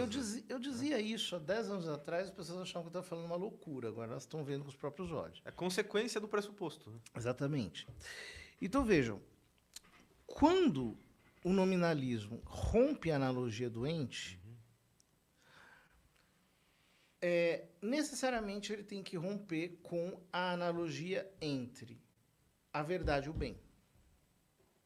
Separa as duas coisas. Separa as duas coisas. Ou seja, a vontade se torna um elemento preponderante. Então, Deus é um soberano que decide o que ele quer, inclusive o contraditório é porque ele mandou que aquilo é proibido. E que aquilo é bom. Eu me lembro que eu assisti uma vez uma série de conferências chamada, dada por uma pessoa protestante. Quem dita as regras é Deus. Assim, a posição de um ditador mesmo. A posição de alguém que impõe uma posição, mas sem razão alguma. É interessante, né, padre? Porque eles falam isso querendo dizer que é o seguinte, olha, a gente não está nessa limitação de vocês de achar que entende Deus. Deus é incompreensível. Mas eles fazem exatamente o oposto, que é o seguinte, projetar algo nosso em Deus. Né? Porque é o ser humano que faz isso, né? Exato. Determinar algo, mesmo não sendo bom, mas porque ele quer pela vontade dele. Um rei, um ditador, ele faz isso. Deus não. Exato. Só que tem uma coisa interessante. É verdade que Deus é incompreensível. Mas porque excede, né? Exatamente. Ou seja, ele transcende a nossa capacidade de conhecer. Mas, e esse foi o grande problema que a igreja teve com os místicos renanos, porque eles pegavam a experiência mística apofática, quer dizer, eu não consigo dizer o que é Deus. Ele transcende qualquer coisa que eu diga, com a teologia sistemática, que recebe da divina revelação não só os atributos, mas a identidade de Deus. Então eu posso dizer que Deus é Pai, Filho, Espírito Santo, que a segunda pessoa da Trindade, o Filho, se fez homem, se encarnou. Que ele é o sumo bem, que ele é o ato puro, que ele é a causa primeira. Exatamente. Ou seja, o erro lógico está ali, né? Já que eu não posso abarcar Deus completamente, logo eu não posso falar nada sobre ele. Exato. A confusão entre mística e metafísica é uma confusão perniciosa. É uma salada. Né? Então, se eu leio, por exemplo, os textos dos místicos renanos em chave metafísica, eu vou virar panteísta. Agora, se eu leio em chave mística, ou seja, eu sei que ali existem excessos poéticos, existem coisas desse tipo, eu vou conseguir entender do que eles estão falando. Né? Ou seja, voltando ao tema do rompimento do nexo entre verdade e vontade. Verdade e bem. E bem. O que vai acontecer é que o bem ele nasce unicamente da lei. O bem nasce tão somente da lei. Ele não nasce de uma ordem real do ser ao agir. Né? E essa é a grande diferença da teologia moral católica para a protestante, que, aliás, não é nem sistematizada direito. Por quê? Porque, veja bem, se o que faz uma coisa ser boa é o simples fato de que a Bíblia Mandou? o diz, eu tenho vários problemas. Por exemplo, a Bíblia não fala sobre muitas situações que nós temos hoje em dia. Exato. Outro dia eu vi isso, a pessoa falando assim, não dá pra falar que método contraceptivo artificial é pecado porque não tá na Bíblia. Eu falei, Exato. como? Se não existia, né? Como queria estar na Bíblia? Por exemplo, aí está um É caso. lógica, né? Então, eu conheço pessoas que se converteram ao catolicismo simplesmente estudando a doutrina da igreja sobre contracepção. Por quê? Estudando, eles perceberam aquilo, né? Que é uma coisa lógica. É. O Antinatural. o ato conjugal, naturalmente, é ordenado à vida e, portanto, ele só pode ser feito no contexto do casamento, já que os filhos têm de ser educados pelos seus pais. Ponto final. É uma coisa lógica, amarrada, tem começo, meio e fim. Quando você comete a contracepção, você separa do ato conjugal a sua finalidade biológica. Você o restringe apenas a um meio de obtenção do prazer. Isso é ilícito porque o prazer cega a inteligência. E você, portanto, não consegue permanecer em caridade, nos atos espirituais da fé e da caridade. Então, você perde a caridade, perdendo a caridade, você comete um pecado grave. Ou seja, tem toda uma argumentação lógica Lógico. que ela dá razão de ser do que está escrito nas Escrituras. E, inclusive, é capaz de mostrar que aqueles princípios das Escrituras eles podem ser aplicados em realidades que não estavam ainda gestadas no tempo em que a Bíblia foi escrita. Então, veja, a falta de firmeza e de consistência racional nas argumentações, né, que estão, digamos, amarradas à necessidade de uma explicitude bíblica, etc., tal, é o que faz com que, por exemplo, haja uma grande semelhança entre o mundo ou a cosmovisão presidida pela Bíblia e a cosmovisão presidida simplesmente pelo Alcorão. São todos princípios legais ali dados, tão somente legais, e você não tem uma ordem racional real que você consegue perceber que tem coerência com o resto. E te transforma, né? E é interessante que eu gostaria de comentar duas coisas agora. Primeiro, continuando aquilo que o senhor falou, né? A separação entre verdade e bem, né? É muito óbvio, né? A verdade mostra o que as coisas são e seguir a estrutura da realidade é o bem, né? Agora, quando a pessoa tira isso, ela cai, por exemplo, na ética kantiana, né? Que é do dever, ou seja, você não tem que pensar no que é verdade ou não. Você tem que agir de acordo com... Age de tal modo que a sua ação possa virar uma lei universal. Aí você chega e fala, eu gostaria de ter falado com Kant isso. Eu falei, e para que agir de um modo universal? Necessariamente ele vai ter que falar porque é bom. E o que é bem? Então, isso está tão enraizado na cabeça das pessoas hoje, né? Se você sair ali, por exemplo, no viaduto do chá perguntando para as pessoas, elas vão falar isso.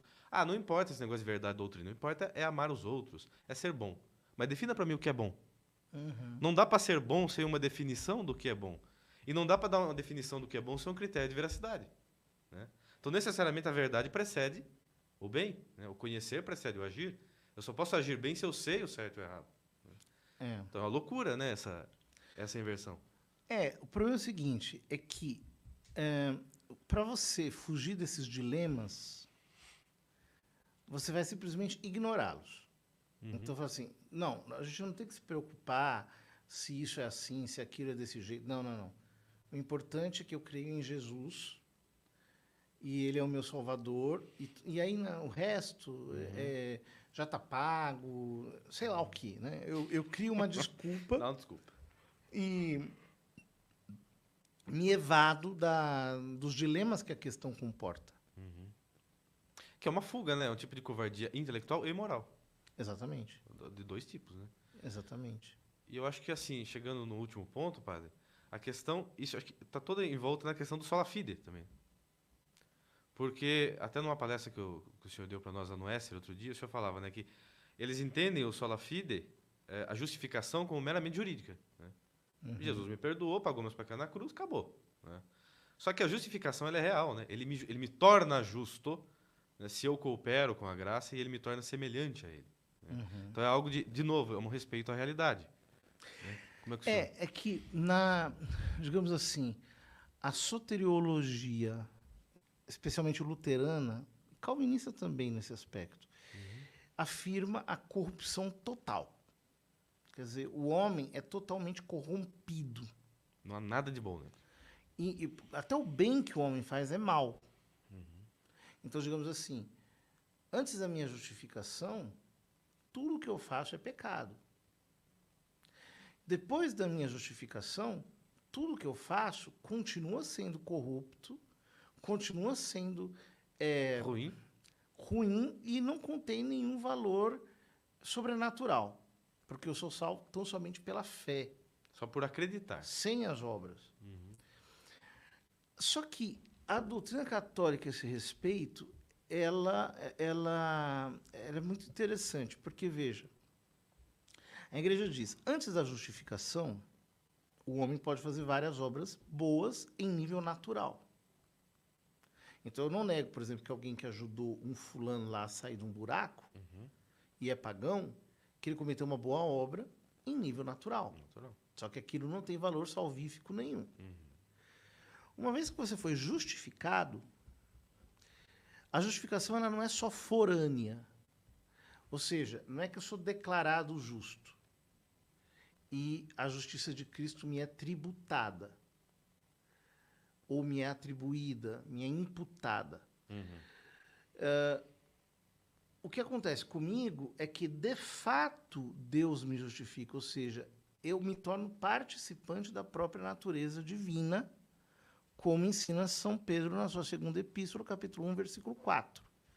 Eu me torno participante da natureza divina.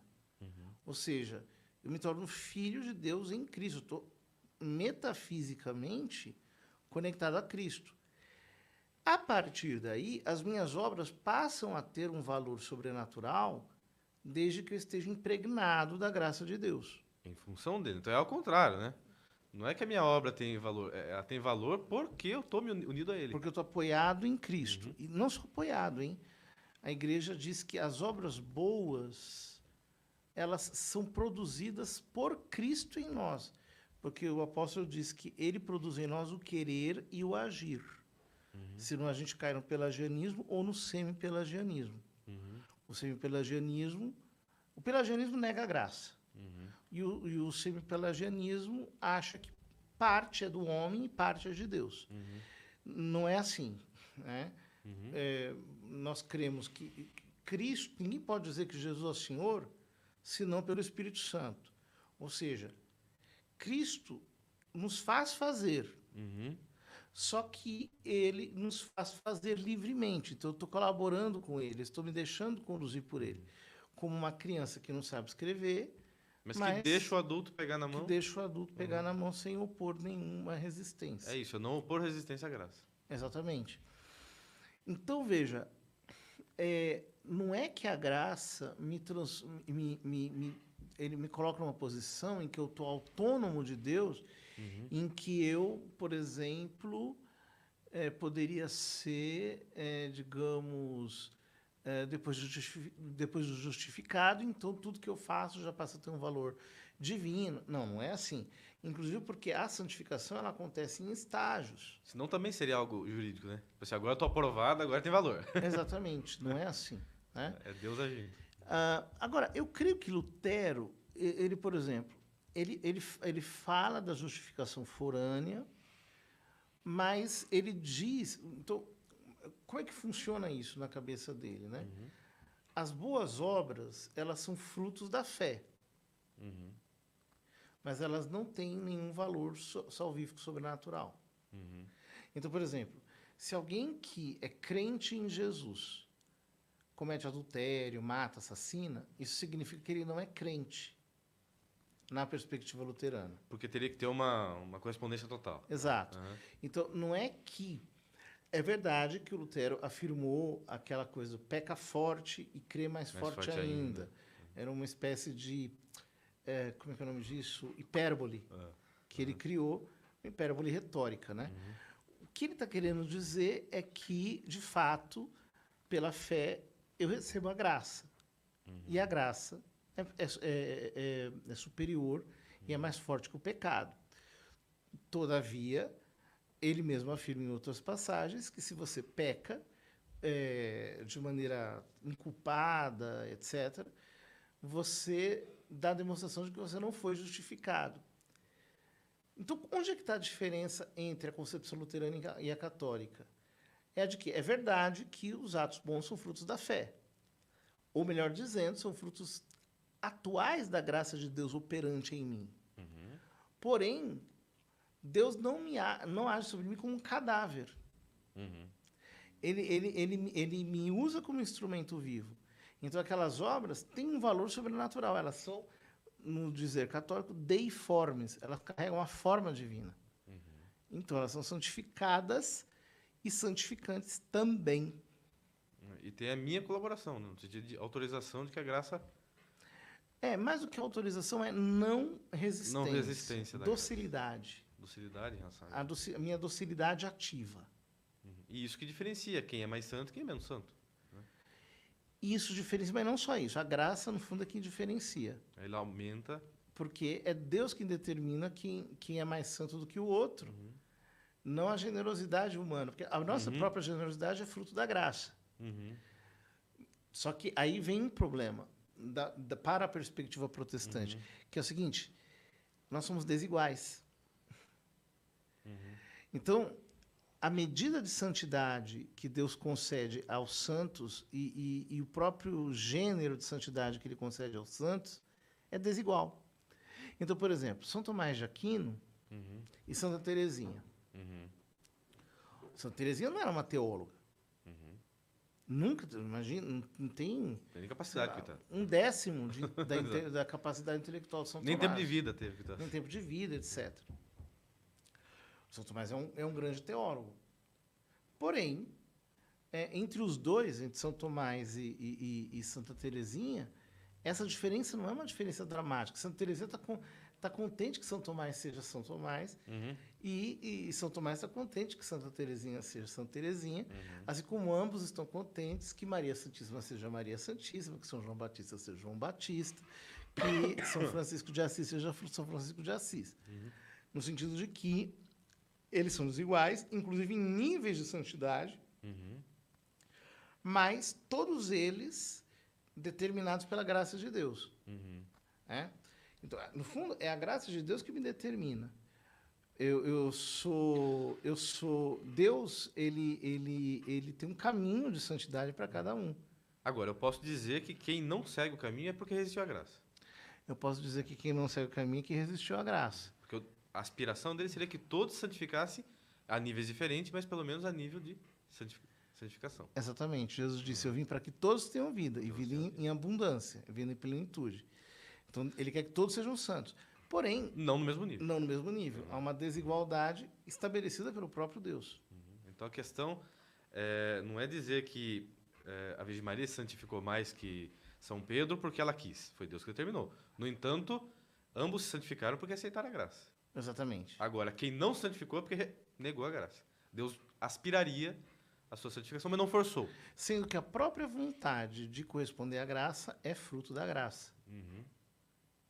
Então, a doutrina católica ela não é pelagiana nem semi-pelagiana. Nem um pouco. Agora só para esclarecer, né, para a pessoa não cair no determinismo também. Mas Deus cria a vontade de aceitar a graça. E naqueles que não têm, né, a vontade de aceitar a graça? É porque Deus não criou, ou porque Deus deu e eles resistiram. Resistiram. Então há a possibilidade de Deus dar a vontade, mas a pessoa resistir. É isso que diferencia a teologia católica da calvinista. Né? Também. Né? Não Também, só isso. há muitas diferenças. Não, sim, mas eu digo assim, nessa questão da aceitação. A da aceitação, sim. É que, assim, os calvinistas, eles vão cair em um problema que, para eles, é um problema tremendo. Que é o seguinte: e aqueles que se desviam da fé? Uhum. Aceitaram, mas saiu. O autor da Carta aos Hebreus fala, no capítulo, acho que 6, se não me engano, dos que eram iluminados e se perverteram. Então, Calvino e outros calvinistas, eles afirmam a doutrina da fé temporária, que é uma coisa bastante cruel. É Deus enganando as pessoas. Deus dá a fé, depois ele tira a fé para a pessoa cair de um jeito pior ainda, porque agora ele é um apóstata. Para mostrar a justiça dele. Manifestar a sua justiça. Mas, de certo modo, é uma soberania... Não, aí é brincar de The Sims, né? É complicado. Quando você vai dizer que ele é amor, que ele é bom, etc., né? Diante disso.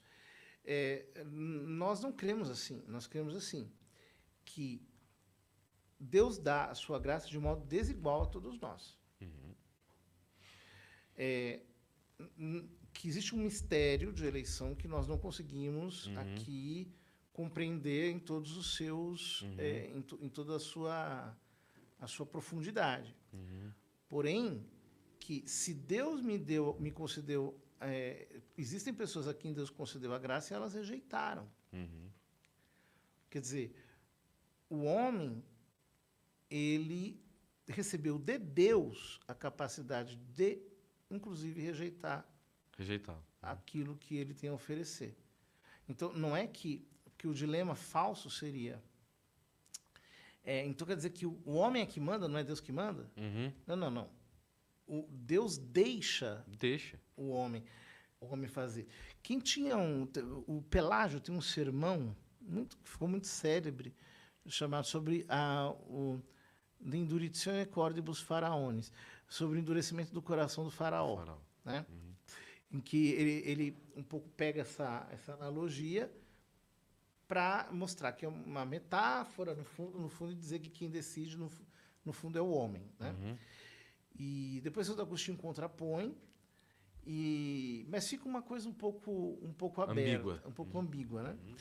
Mas os padres posteriores me parece que resolveram bem essa questão. Eles disseram que... Eles diziam o seguinte: Deus endureceu o coração do faraó de que modo?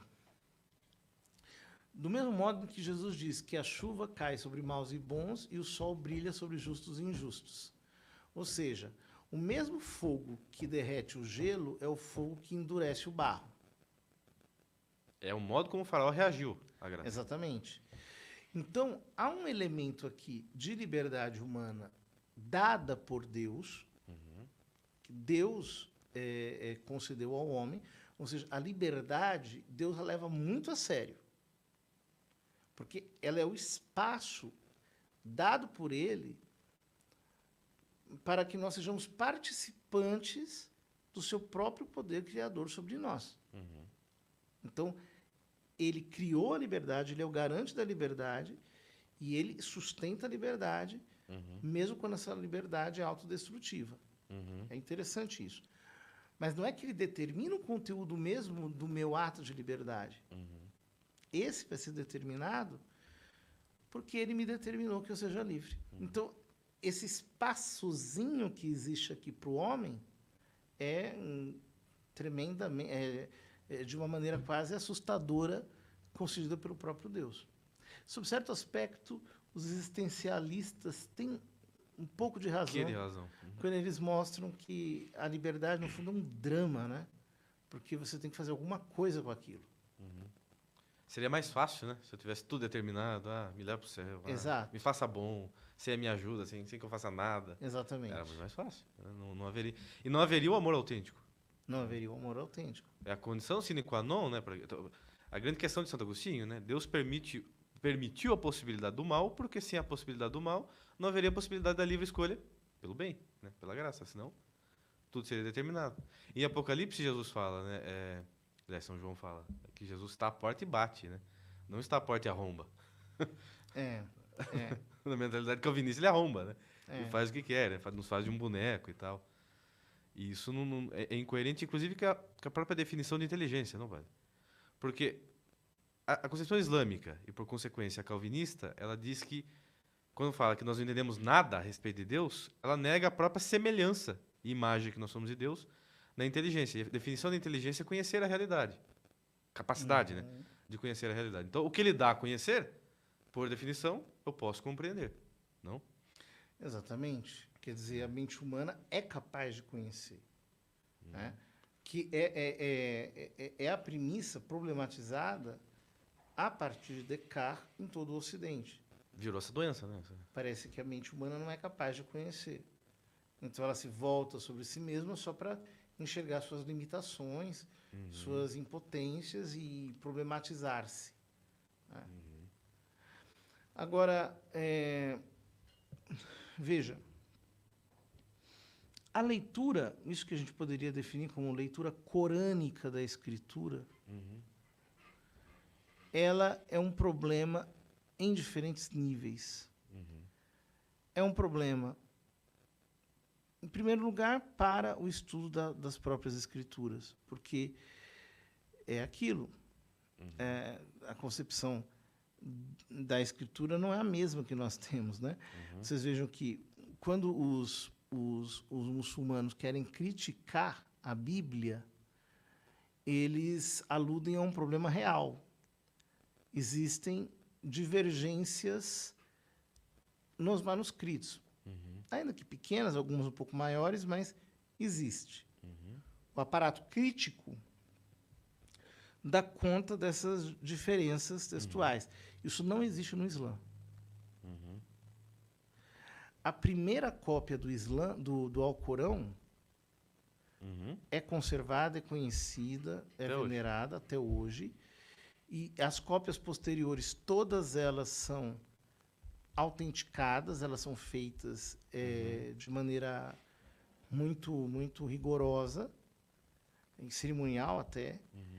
E o único tipo de reprodução do Alcorão viável é em árabe. Ou seja, não existe o Alcorão em outra língua. É na língua original. É na língua original. A Bíblia não tem isso. Além de não ter a cópia original, a primeira versão da Bíblia já foi em grego, que não foi a língua que Jesus falou. Né? Do Novo Testamento. É do né? Novo Testamento. Mas mesmo os livros do Velho Testamento, né, nós temos os sérios problemas com... O hebraico bíblico se perdeu, né? Exato. Deu para reconstruir bastante. Mas não com certeza. Estudou-se muito, etc. Tal. A pronúncia, né? A pronúncia não se tem certeza. Ou seja, uma leitura crítica e científica do texto meio que desmonta a ideia fundamentalista de que essa Bíblia que eu carrego aqui na mão, essa tradução do, sei lá, de quem, que essa daqui é exatissimamente a palavra de Deus. Não tem como. E tem outro problema ainda, né? O Scott Hahn, no livro dele, A Politização da Bíblia, ele fala algo muito interessante. Ele fala assim, o movimento que o Lutero começou resultou no quê? Primeiro, então é a Escritura. Vamos abandonar o magistério, abandonar a tradição, documentos da igreja, tá? Vamos ler a Bíblia. Só que daí você começa a se deparar com as dificuldades. Primeiro, a língua. Então, pera lá. Então, para eu interpretar corretamente a Bíblia, eu tenho que saber grego e hebraico. Que foi o que os reformadores fizeram. Começaram Foram estudar grego e hebraico. E hebraico. Ah, tá. Mas não basta saber grego e hebraico. Eu tenho que saber também o contexto histórico da época. Aí os pietistas inventam o método histórico crítico. Ah, mas não basta. Tem que saber arqueologia também, porque não sabe qual é o manuscrito original. Tá? Ou seja, chega num ponto que tem que reunir um grupo de especialistas com base em ciências transitórias, que mudam de ideia, mas que é um grupo de especialistas, e eles viram o novo magistério. Exatamente. Eles são o magistério agora. E a ideia de que cada um pode interpretar livremente a Bíblia também cai por terra. Por quê? Tem só o especialista XYZ que pode. Só que, repito, estes especialistas vão interpretar de acordo com princípios das suas respectivas ciências. Exato. Então, por exemplo, se eu tenho na ponta um materialista histórico que acha que todas as relações históricas, todos os eventos literários são fruto de relações sociais, políticas, econômicas da época, eu posso, por exemplo, interpretar, como eu já vi, um salmo como o Salmo 127, que é Feliz és tu se temes o Senhor e trilhas os seus caminhos, do trabalho de tuas mãos has de viver, será feliz, tudo irá bem. A tua esposa uma videira bem fecunda no coração da tua casa, os teus filhos são rebentos de oliveira ao redor da tua mesa, será assim abençoado todo homem que teme o Senhor. Que o Senhor te abençoe de Sião todos os dias da tua vida. Ou seja, alguém pode, enxergando uma relação de poder, do ponto de vista político, econômico, social, etc., interpretar o Salmo através do último versículo, dizendo que aquilo, na verdade, é uma ameaça da casta sacerdotal sobre o povo, que se não for ao templo sacrificar e pagar o tributo, vai ser amaldiçoado, porque Yahvé não vai abençoá-lo desde o seu templo em Jerusalém. Ou seja, só quem é de Sião. Né? Não entende que é uma figura de linguagem, né? Então, mas não só isso, né? Quer dizer, uma leitura desse tipo, com esse viés, ela chega a ser plausível. Você fala, nossa, é interessante. Tem lógica, né? Tem lógica. Eu mesmo analiso essas coisas e falo assim, nossa, que interessante. Só que o problema principal não é esse. O problema principal é que o cristianismo não é um texto. Não é um texto, exatamente. O cristianismo são pessoas reais que receberam de uma pessoa real, que é divina, não apenas palavras, mas receberam de fato a graça, os sacramentos, a igreja, etc. Isso é uma realidade que está no mundo. Deus opera aí. Né? A ideia de que quando o cano foi fechado, Deus parou de falar. Né? Certo, a revelação não acabou com o fechamento do cano. Com a morte do último apóstolo. Com a morte do último apóstolo. Por exemplo, fica muito difícil sustentar essa doutrina se você pegar, por exemplo, o capítulo 8 de São João, o episódio da mulher adúltera, que não aparece em manuscritos muito antigos. E aí, foi invenção? Mas o cano não foi fechado com a morte do último apóstolo? E a autoria de Hebreus? Ela não é indiscutivelmente paulina. Há alguns que dizem que sim, outros que não. E aí? O fato é que, a partir do livro, como a gente estava falando no início, né? Você conclui qualquer coisa. Exato. Só do livro isolado. Então, mais uma vez, o referencial para a interpretação do livro é a realidade, e não o contrário.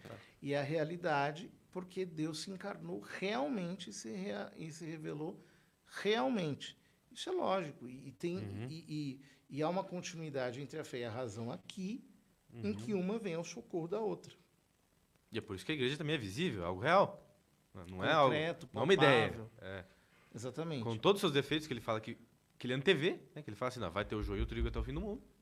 Exato. Mas eu vou estar ali. Mas o campo é meu. O campo é meu. É a Arca de Noé, né? A Arca de Noé. Então, assim, a gente... Um conhecimento filosófico ajuda muito a sair dos labirintos conceituais e cognitivos que se criam para isso. Porque a verdade mesmo é que isso vale, de certo modo, para toda religião, mas especialmente para a religião católica. Você tem que ter uma tradição, você tem que ter um magistério. Senão você não tem mesmo o Islã tem os califas, né? Tem a Uma, o sábio. Fora dele, você não pode interpretar o Corão. Exatamente. Ainda que eles acreditem que o Corão é inerrante em tudo e tal, eles têm isso também. Agora, eu acho interessante, por exemplo, há um teólogo protestante chamado Joel Richardson, que ele tem um livro chamado The Islamic Antichrist, o Anticristo Islâmico, em que ele pega os escritos do Novo Testamento, compara com os escritos de Maomé, e ele mostra a coerência entre as duas coisas para dizer que o Ali, que eles esperam, corresponde ao anticristo que os cristãos esperam. Bom, não sei. Opinar sobre isso é muito complicado, porque nós, em matéria escatológica, somos muito econômicos. Os padres da igreja tinham uma opinião diferente, mas tudo bem. Mas o mais interessante é o seguinte: se um autor como esse percebesse a congruência que existe entre judaísmo talmúdico pós-bíblico, ou seja, que é um judaísmo sem templo, sem sacrifício... Que já é agnóstico, né? que depois ganha feições gnósticas.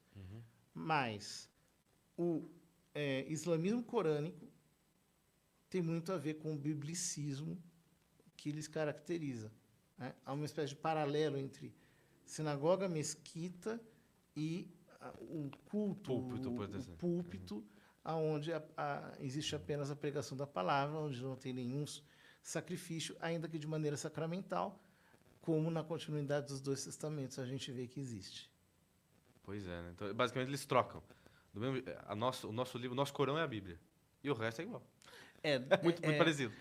Só que quando você supõe que o anticristo será islâmico, né, e você não é capaz de perceber do quanto de islamismo você mesmo está impregnado, você não consegue diferenciar a sua própria, digamos, limitação cognitiva, histórica, social, etc. Exatamente. E chegou aqui para mim agora o ganhador do sorteio do livro. É a Daniele Rodrigues. Depois a Daniele entra em contato aí. Ela ganhou o sorteio do livro. Agora, o DDD dela é 34 e começa com 86, o número dela. Tá? Muito bem, padre. E uma última coisa que eu gostaria de comentar, padre, é o seguinte. Quando a pessoa... A gente tinha levantado essa bola até, né? Que as leis morais, elas não são compreendidas, tanto no Islã quanto no protestantismo, e vira só uma regra. Né? Quando a pessoa, de fato, não entende o porquê algo é errado, ela não absorve no coração. E aí vira um fetichismo. Né? E a gente observa, é interessante que, por exemplo, o fenômeno do puritanismo, que passou a existir na Europa, surgiu um fenômeno que não existia, mas que era muito raro antigamente, que era o seguinte: a pessoa comete um pecado maior para esconder o pecado menor. Então, por exemplo, era comum os reis católicos na Idade Média, os nobres, terem filhos bastardos, e eles assumiam. Então, assim, não é porque eu cometi um pecado que eu vou cometer outro, que é abandonar o filho. E virou muito comum, após o protestantismo, você esconder o filho bastardo, até mandar matar. Porque ninguém pode saber que você é pecador, você não é predestinado. Né? Então, assim, ou aquela confusão que tem na era vitoriana, né, de higiene com moral. Né? A pessoa tem que ser limpinha, porque a pessoa de bem, ela é limpinha, ela se veste bem, ela fala bonito. Então, assim, tem que ter educação, confunde educação com caridade, né? Você tem que falar bonito, você tem que agradar todo mundo. E aí vai criando um fetiche em torno da moral, não é? A moral católica, ela não foi feita para gente que se julga importante. A moral católica foi feita para gente normal. Quer dizer, eu sei que os meus pecados não são lá grande coisa, né? E se eu fico horrorizado. Eu vejo, de vez em quando eu vejo, por exemplo, que algum líder evangélico é exposto, né? Há uma exposed de algum líder, e aqui nosso mundo cai, né? Tudo se abala, né? Vira um negócio assim. Na igreja não é assim, né? Quer dizer, o fulano caiu, mas um caiu. Estamos juntos. Possivelmente vai perder aquela posição em que ele está, vai ter que ser humilde, estar com os outros, etc. Tal. Mas isso vem do sacramento da confissão, né? O John Henry Newman dizia que a diferença entre a moral católica e a moral protestante é que a moral católica é feita para confessores e a protestante para pregadores. E, portanto, a protestante tem que ser mais rígida, porque senão você não impõe uma moral para a coletividade, enquanto que a católica pode ser mais flexível, porque ela é aplicada ad casum, individualmente. Acaba virando, de novo, né, mais uma semelhança, a moral protestante acaba virando a Sharia, né? Uma lei de ordem social. Exatamente. Enquanto que a moral católica não é nada disso. É para a salvação da sua alma. É. A prioridade não é a ordem. Inclusive, a própria organização dos estados, na época, por exemplo, medieval, era totalmente assim, né? O príncipe andava dentro da sua casa. Tem a famosa história de um príncipe que foi caçar, invadiu a propriedade de um homem, aí o homem ia matá-lo, né? Aí falou, não, desculpa, a gente invadiu aqui, perdão, a gente está voltando. Ninguém conhecia quem era, ninguém via o rei, o príncipe, né? Falou assim, o que o senhor acha do rei? Para mim esse rei aí nem se compara ao pai dele, que não sei o quê, é um miserável, não sei o que lá. Falou mal do rei. E aí depois o rei disse, pois olha, queria dizer que eu sou o rei. O homem falou assim, poxa, por que você não me falou desde o começo que eu teria falado muito pior?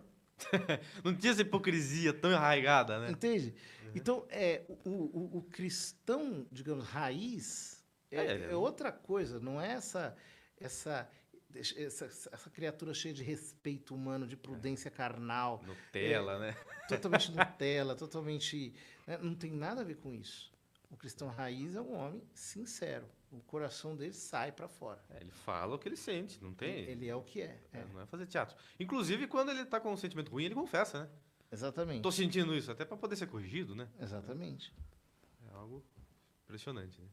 Mas tá bem então, padre. Dá vontade de ficar aqui o dia todo, né? Mas, muito obrigado pelo. Não podemos, muito obrigado pela sua atenção, muito obrigado pelos seus ensinamentos muito enriquecedores. E, de novo, o sorteio já foi, mas vocês podem se cadastrar, entrar aí no QR Code para participarem do grupo e para receberem as informações do curso que será lançado, que está sendo lançado hoje, aliás, de introdução a São Tomás. E obrigado, padre, de novo. Até uma próxima. Até. Muito obrigado, Jota. Obrigado, padre.